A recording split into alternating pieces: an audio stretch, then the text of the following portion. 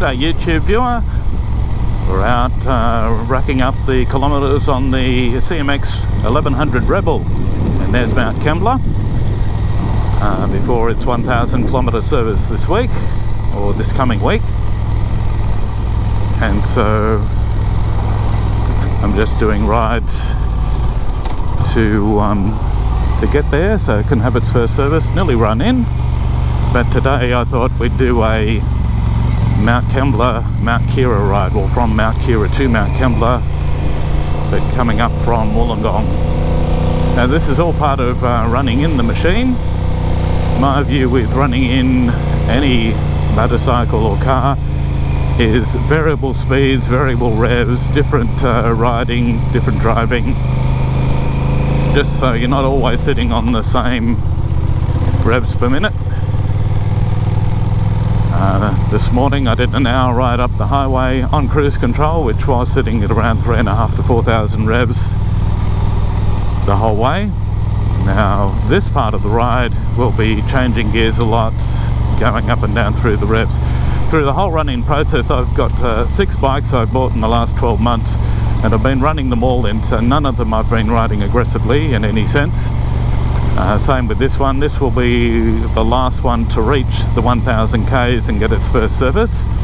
It's taken me a while to do all the run-ins because it is 6 bikes, which is a nice problem to have, but I'm looking forward to getting out and being a little bit more adventurous, might we say, responsibly.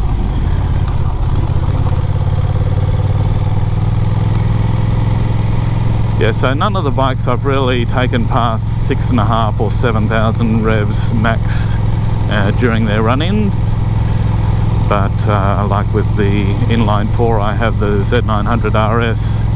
Now that it's run in, I'll let it get up to 8,500 where its peak power is, and inline 4s do like to rev a fair bit. This motor, 270-degree crank parallel twin. It's been tuned down because it's done in the cruiser style, so it's the Africa twin motor, but tuned down in the cruiser style. So let me get around this corner. There's Mount Keira. So we're going to the top of that mountain first, and then riding back around the escarpment, the Illawarra Escarpment, there to Mount Kembla.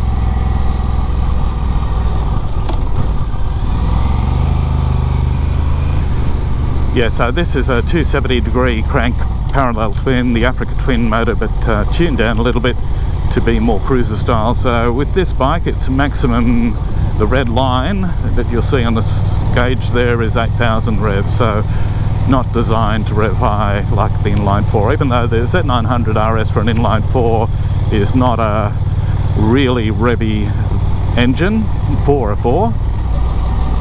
Because it's been tuned down from the Z900 as well. But after I run this in, I'll be then in the market for a sportier bike that I will ride more aggressively.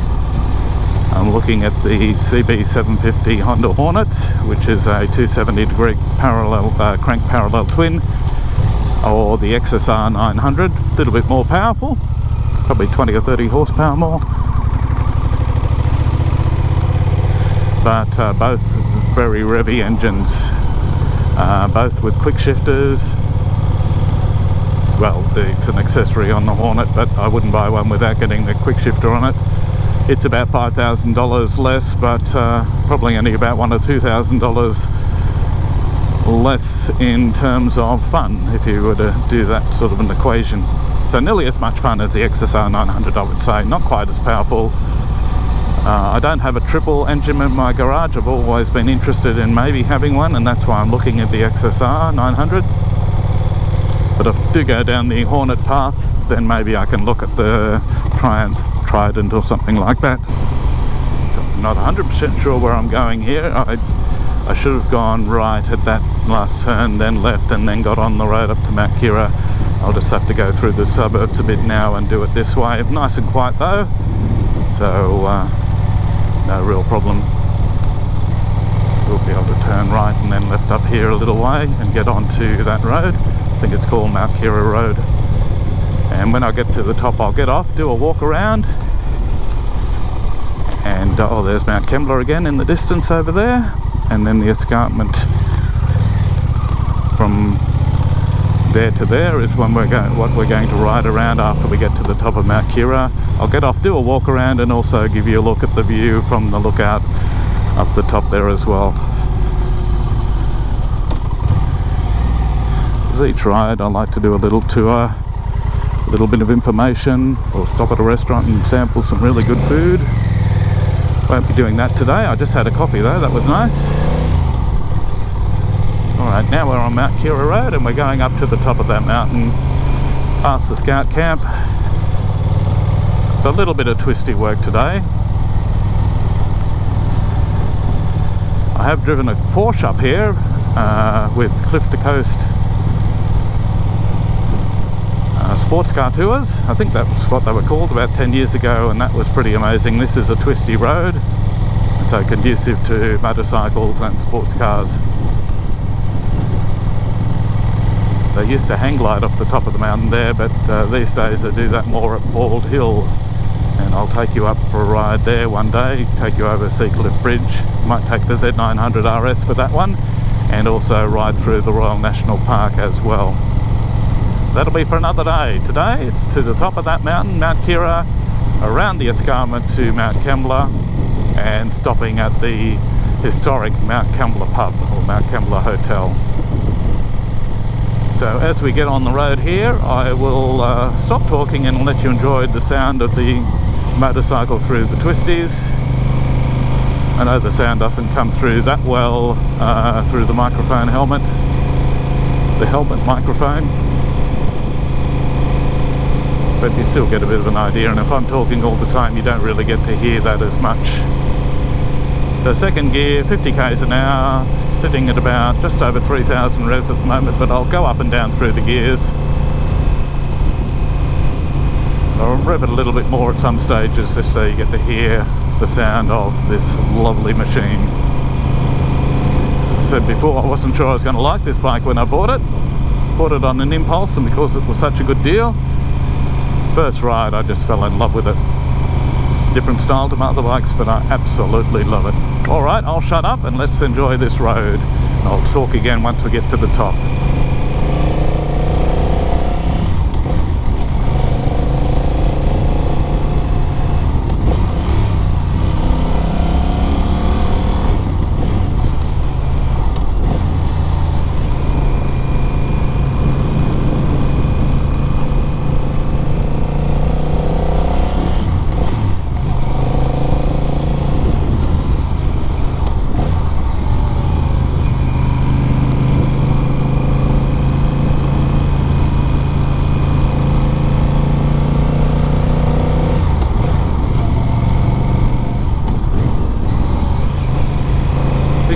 Scout camp through there. Yes, that's the entrance to the scout camp. And there's an archery range. Getting ready for the next shot by the look of it.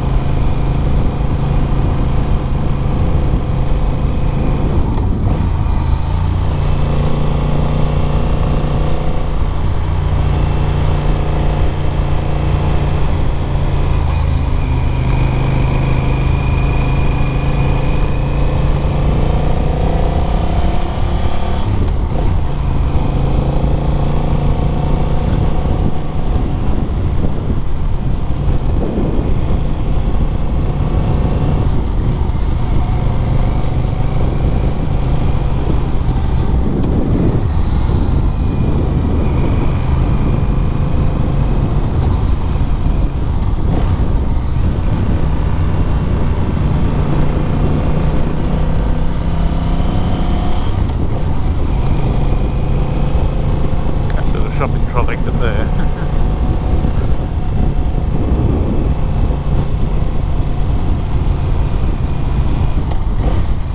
Love those signs, twisties.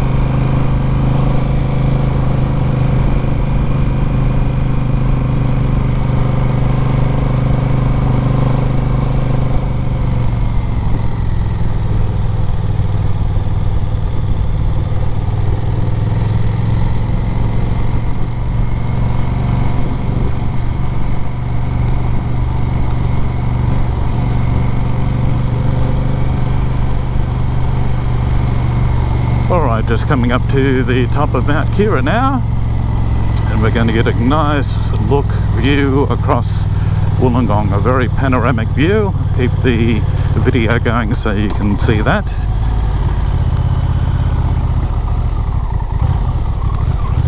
Wollongong has to be one of the prettiest cities in the world, and you'll see what I mean in a minute.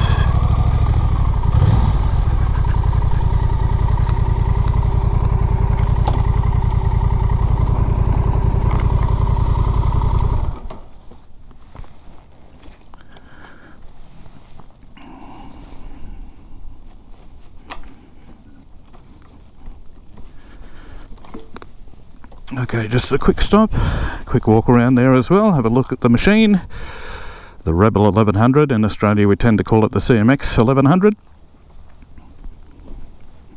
Do a walk around with every video I do now, just in case you only see one video, you still get to see the walk around of the Rebel 1100. This is the manual version, not the DCT.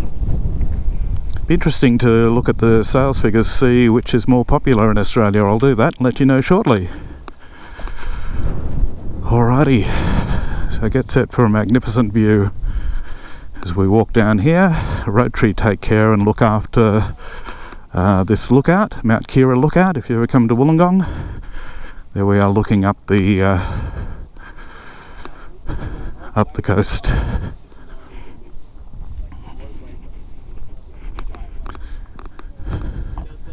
Okay, what we're looking at there now is Mount Ousley Road.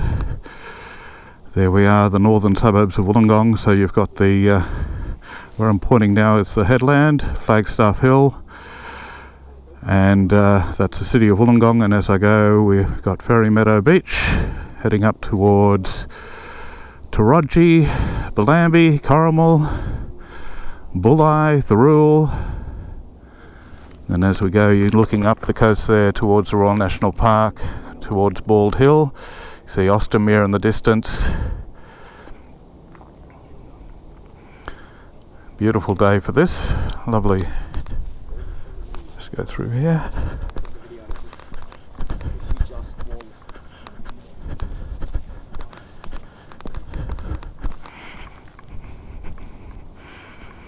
No ships out to sea.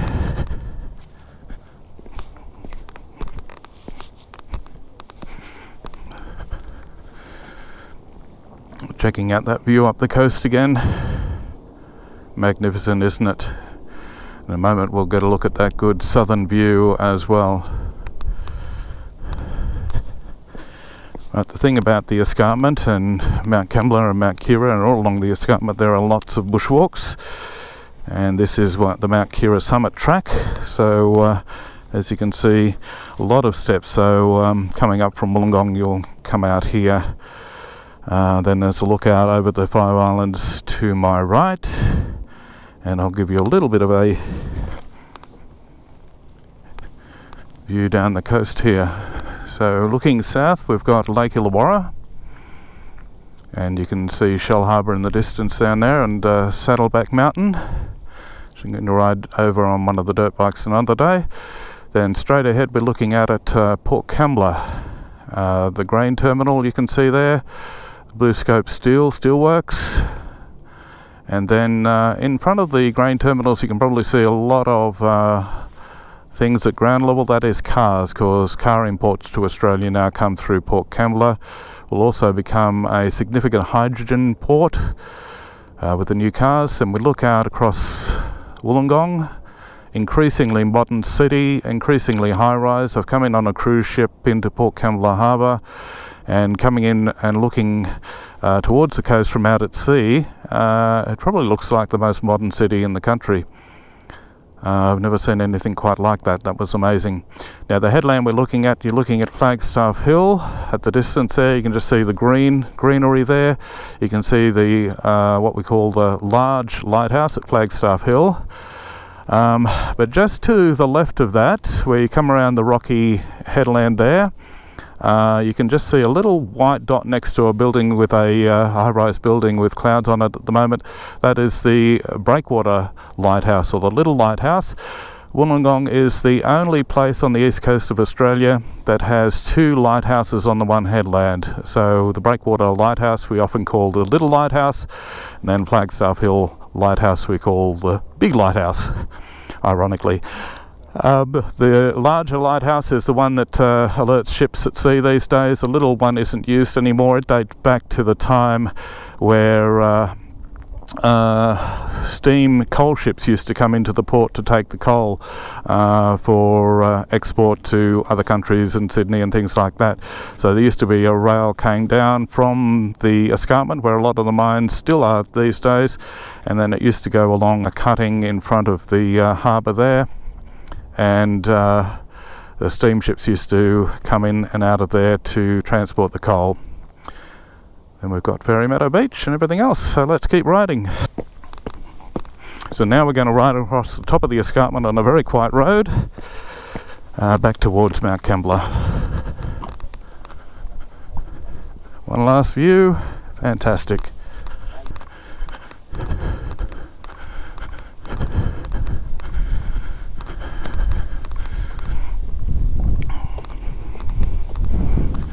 What a magnificent looking machine. In the light there, it looks absolutely fantastic, doesn't it? I love this bike. Okay, make sure my zippers are done up. Okay, let's keep riding. So we talked about mining a century ago there, how the old steamships used to take the coal, And where we're heading to now is one of the original mining towns, Mount Kembla. I'll tell you a little bit of its history as we get there, but we're going to ride across the top of the escarpment. There is a mine still there today, the Dendrobium mine, but someone told me this morning when I was having a coffee, I haven't lived in Wollongong for a couple of years now, but that mine is closing in 9 years. And then what's going to happen is they're going to do mountain biking trails down the escarpment. Mountain bike becoming a big thing in the Illawarra, or cycling in general is becoming a big thing. This road today we were on was one of the roads used for the UCI World Road Cycling Championships late last year. And we're starting to see more global cycling events come to Wollongong, which is really promoting itself as a cycling city.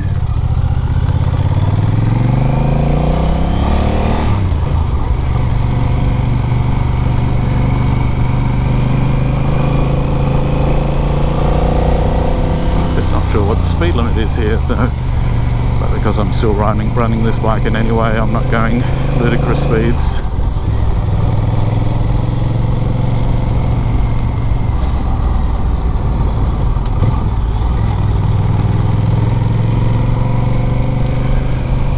Turned right here, I'd go down onto the Mount Ousley Road and the F6 motorway,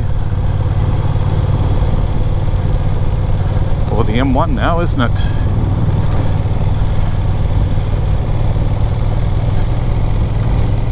And I'm doing a lovely motorcycle road, or cycling road as well, cycling road, across the top of the escarpment now and down into Mount Kembla.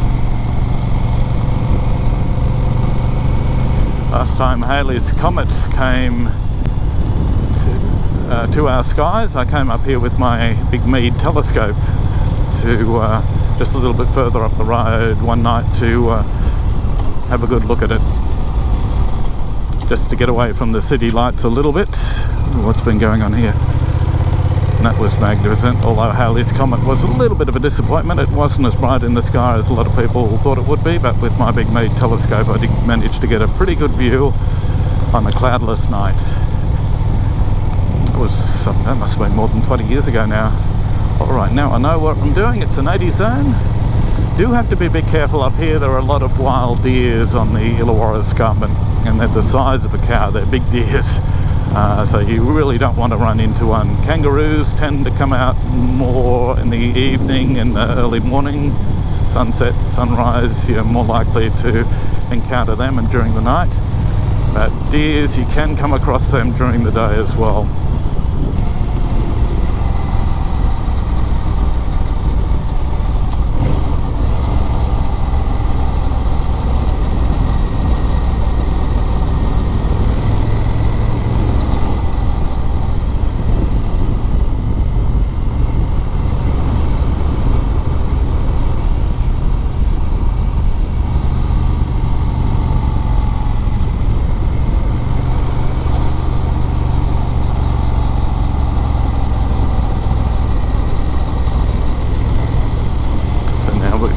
Down the escarpment, not as windy this road as the one going up to Mount Keira, that's why I went up that one, decided to come down this one. A little bit windy and a lot of cuttings where the rock's been cut into to allow the road to be built.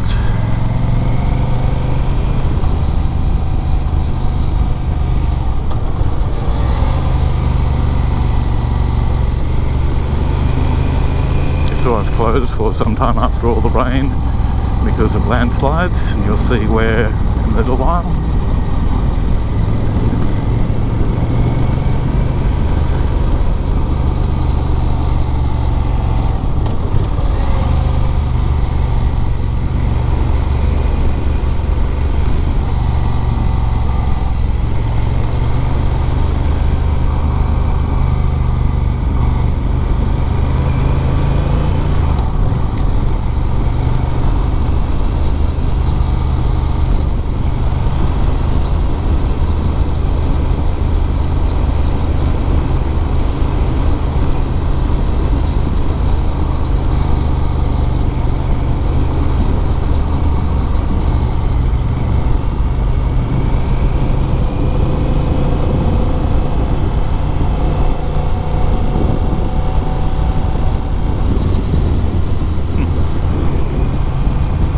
of interesting chairs on the side of the road. They look perfectly good. Why they're there, I have no idea.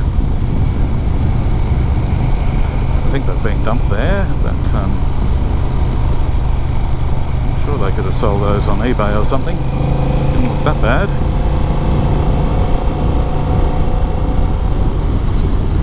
Right, the other thing that's going to happen here in a minute, we're going to come across the motocross, Mount Kembla motocross track. Very popular on weekends. A hilly area.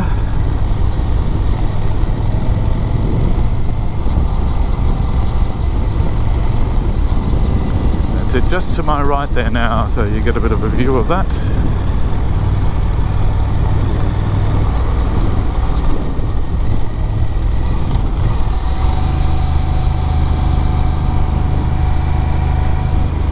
Big on weekends, pretty quiet during the week. Motorcycle complex, Wollongong Motorcycle Club, I think it said. I just know it as the Mount Kembla motocross track.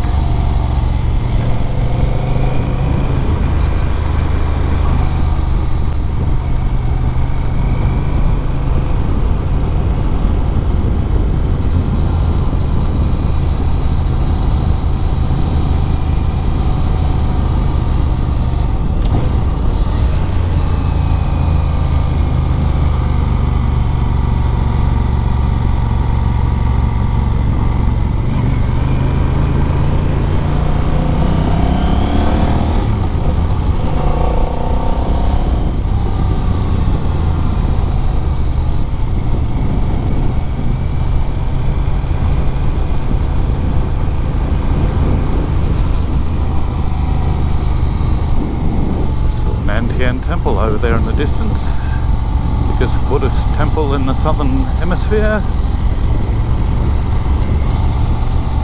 Well, it was when it was built, it may have changed. It was positioned between the two mountains, built purposely because that was said to give good vibes. Buddhism being a peaceful religion. The Buddhism founders of that temple, when they were designing it, decided it would be very good fortune to be located and have the positive energy from the two mountains being located directly between them, being able to see both of them there.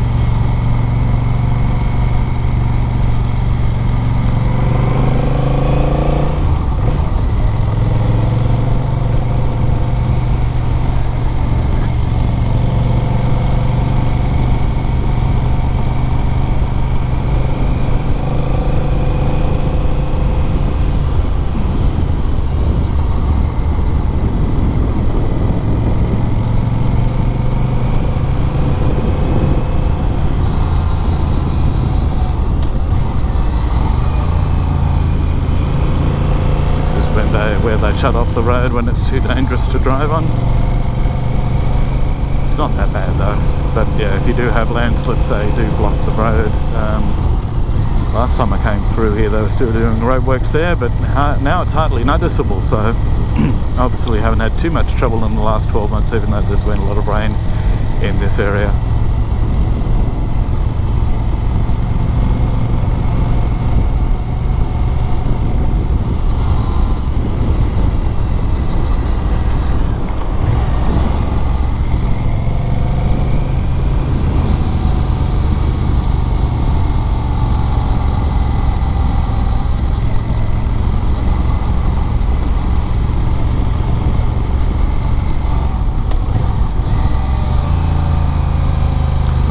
Coming into Mount Kembla now.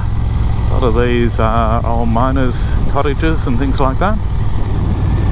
And just up here to my left is a great restaurant.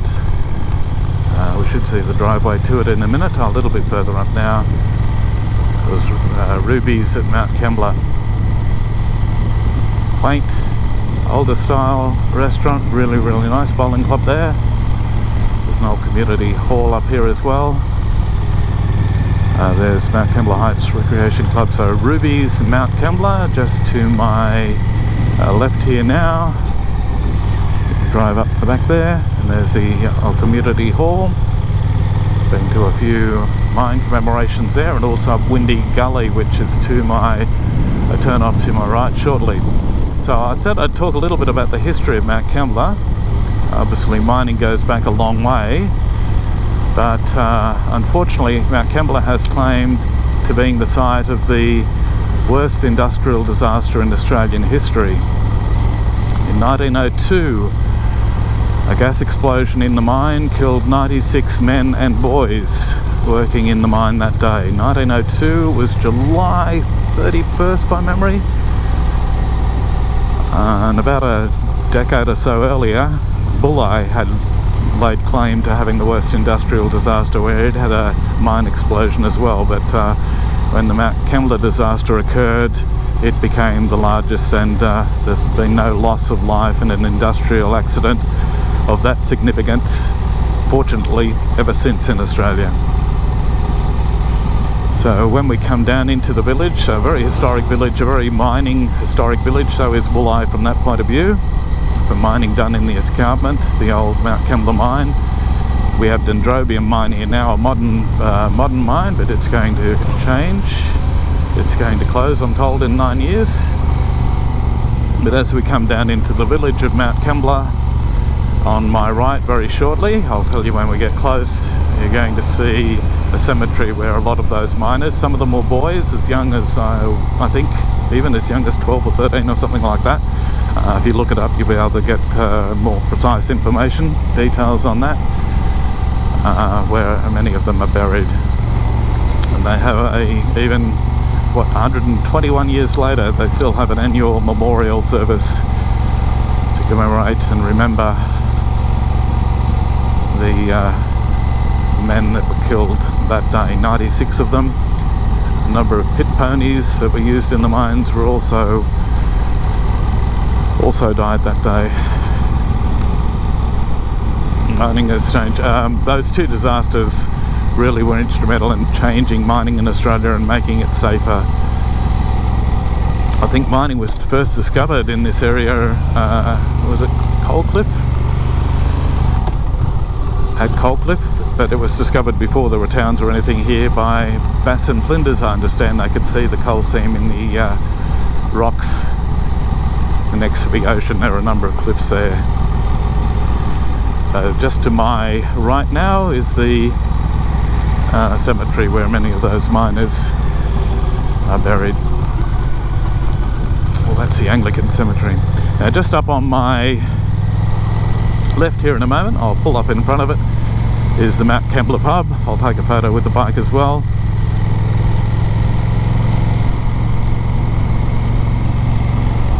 A very historic pub.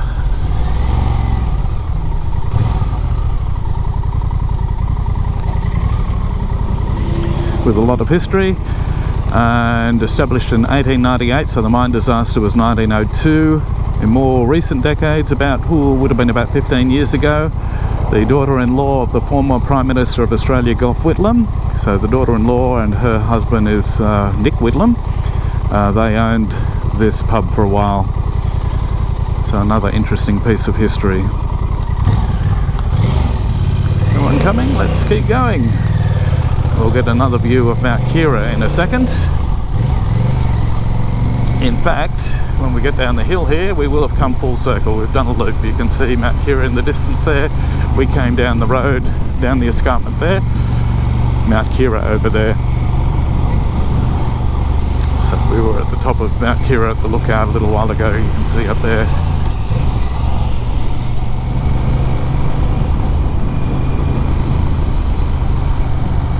So I hope some of that history was interesting.